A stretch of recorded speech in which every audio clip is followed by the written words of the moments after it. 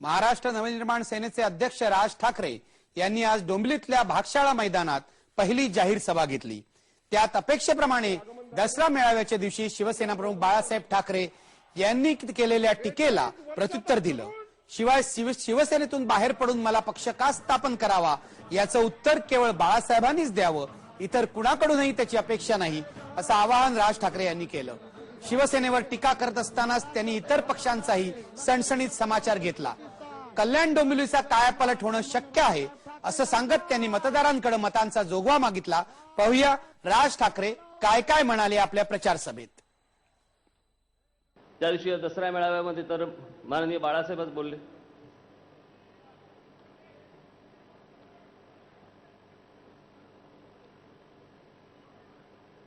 याच्या आधीही मी त्यांना मानत होतो, आजही त्यांना मानतो आणि उद्या देखील मी त्यांनाच मानणार।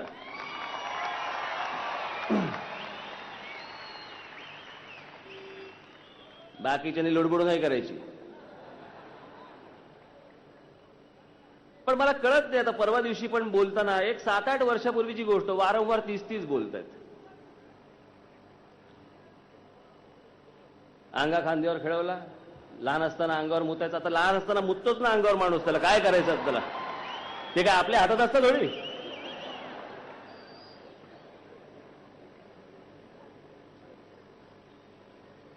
बरं साला कडेवर आवरता पण येत नाही त्यावेळेला, करणार काय आपण? आणि प्रत्येक जण त्या वयातनं गेलेला असतो। मी कधी नाकारलं? माझ्यावरती बाळासाहेब ठाकरे यांचे संस्कार झालेत हे मी कधी नाकारलं, नाकारणारच नाही। एवढा असल्यापासून ते मला प्रत्येक सभांना आणि प्रत्येक ठिकाणी आंदोलनाला प्रत्येक ठिकाणी घेऊन गेले।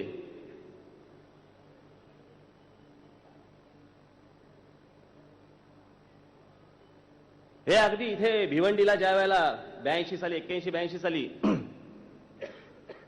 12 वर्षानंतर शिवजयंती ज्यावेळेला साजरी झाली त्यावेळेला मलाच बरोबर घेऊन गेले, बाकी कोणी नव्हतं। हे सगळे नंतर।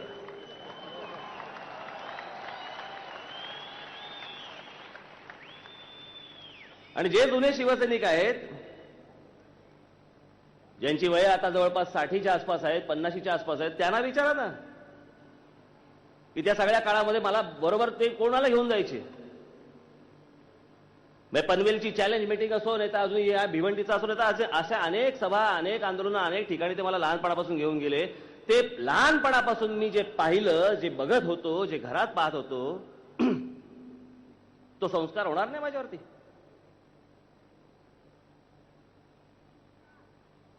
मी जर समजा भाषणाच्या मनात ती गोष्ट होती, मी कुठेतरी मध्ये येतो असं मला तुमच्या जर समजा मनात असेल, तेव्हा मीच त्यांना सांगितलं, म्हटलं मीच हे जाहीर करीन, जर तुमची इच्छा असेल तर हे मी जाहीर करीन। आणि त्याप्रमाणे मी जाहीर केलं।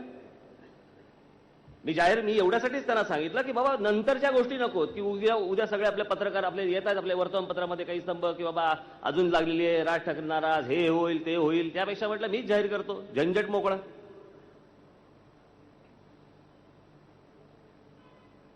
बरं तुमचा पक्ष आहे तो, तुम्ही सर्वस्वी त्याचे मालक आहात, त्या पक्षामध्ये कोणाला काय करायचं आणि काय नेमायचं हा सर्वस्वी तुमचा अधिकार आहे। इतका मोठा निर्णय काय तर म्हणे मला माहितीच नव्हतं। मी तिकडे म्हणे मेळाव्याच्या ठिकाणी गेलो तर बघितलं तर हारांचे ढिगारे। महाबळेश्वर काय हारांसाठी प्रसिद्ध आहे काय? चला स्ट्रॉबेरीचे बॉक्स आणले मी समजू शकतो, चिक्के आणले मी समजू शकतो, हार आणले?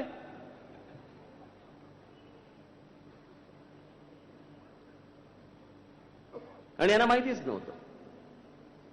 मग ह्याने आल्यावरती विचारलं हे काय? म्हणे नाही, राजने उद्धवला कार्याध्यक्ष केला। कोणाला विचारून केला? बोला आता। हे 8:30 नंतरची असणार आहे।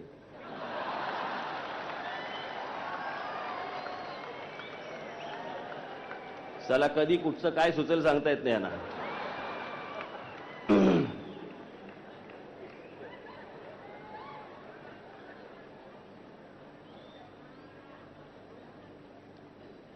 माननीय बाळासाहेबांना अत्यंत नम्रपणे मला एकच प्रश्न विचारायचा आहे आपल्या सर्वांसमक्ष.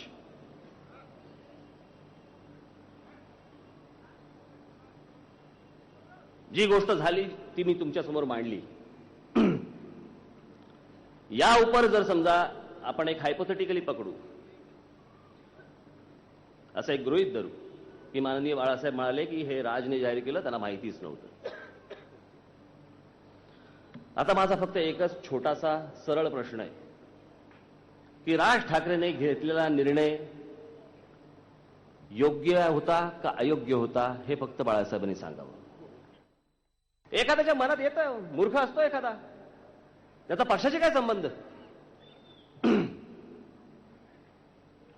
पण मला भारतीय जनता पक्ष शिवसेनेला प्रश्न विचारायचा आहे, तो तर कुठचा तरी कार्यकर्ता त्याला तर काढून पण टाकला असेल. कल्याण डोंबिवलीवरती आजपर्यंत 15 वर्ष जो तुम्ही बलात्कार केला त्याची उत्तरं कोण देणार आहे मला सांगा आता.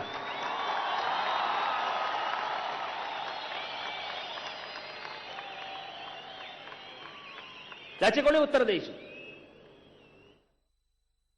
कोणीतरी आलं इथेच येऊन गेलं पहिल्यांदा, नंतर दिसलंच नाही ते.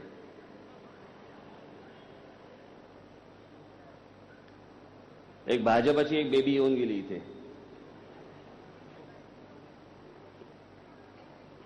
आणि म्हणे राज ठाकरे म्हणे शरद पवारांची टेस्ट ट्यूब बेबी आहे.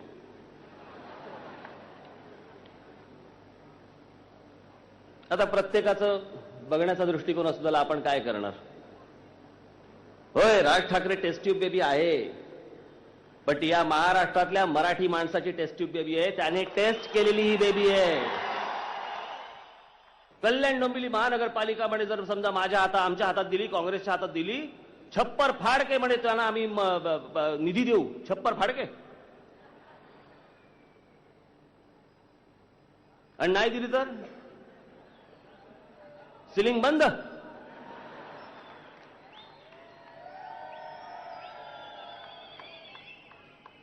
महाराष्ट्र राज्याच्या मुख्यमंत्र्यांना शरम नाही वाटत.